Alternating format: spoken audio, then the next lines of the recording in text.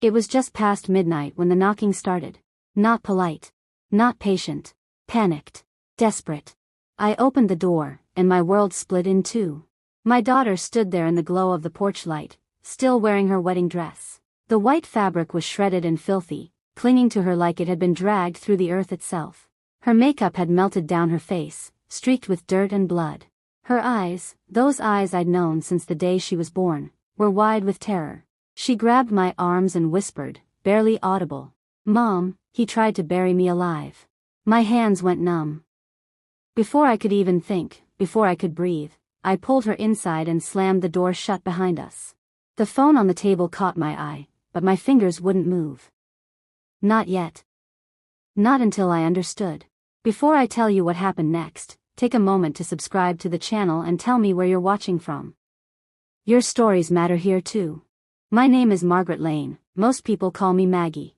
I'm 69 years old, a widow, and I live alone in a small house on the edge of town. My life has been quiet for a long time now. Gardening.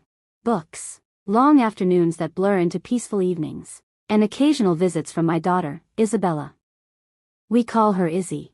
She's 28 now, strong, stubborn, beautiful, always determined to build a life that didn't revolve around me. After her father, Richard, and I divorced years ago, it was just the two of us. The divorce wasn't clean. Richard was controlling, cold, and sharp in ways that left scars you couldn't see. I left him to protect myself, and Izzy, and I swore I would never depend on him again. I raised my daughter alone. And I raised her to be independent. So when Izzy told me she was getting married, I swallowed my fear and smiled.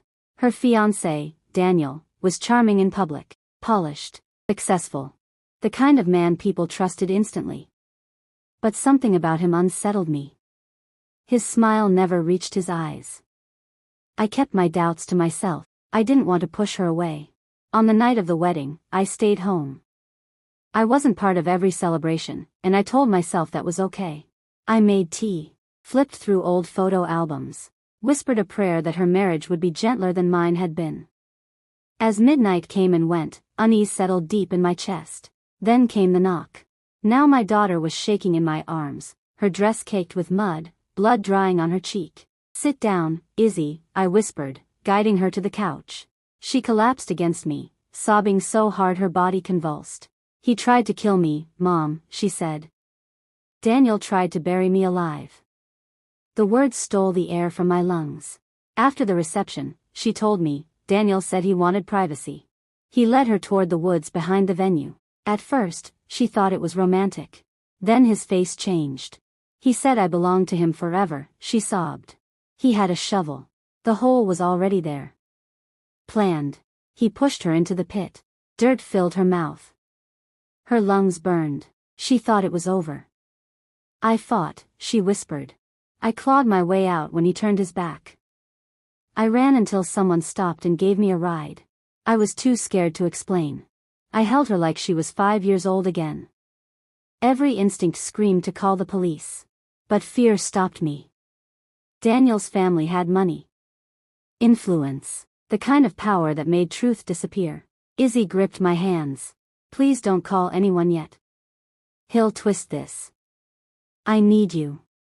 I promised her safety, but inside, I felt helpless. That's when the thought came.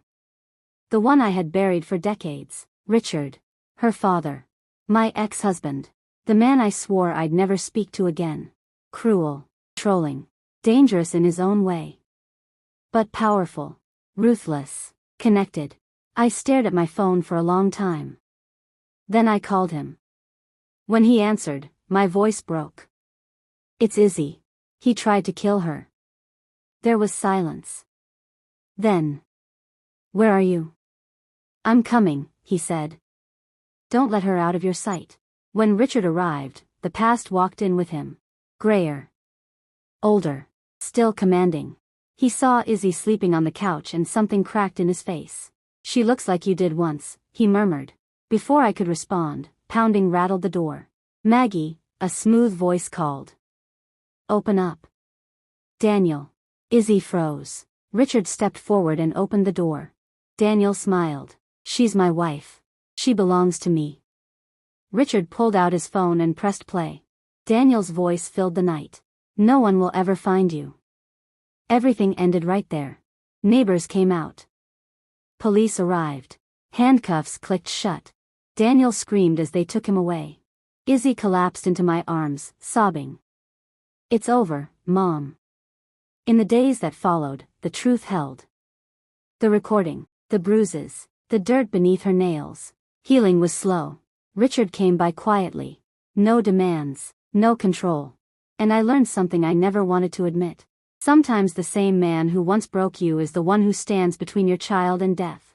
Now, when I look at Izzy, I don't just see my daughter. I see a survivor. Because even when evil tries to bury you, love can still pull you back into the light.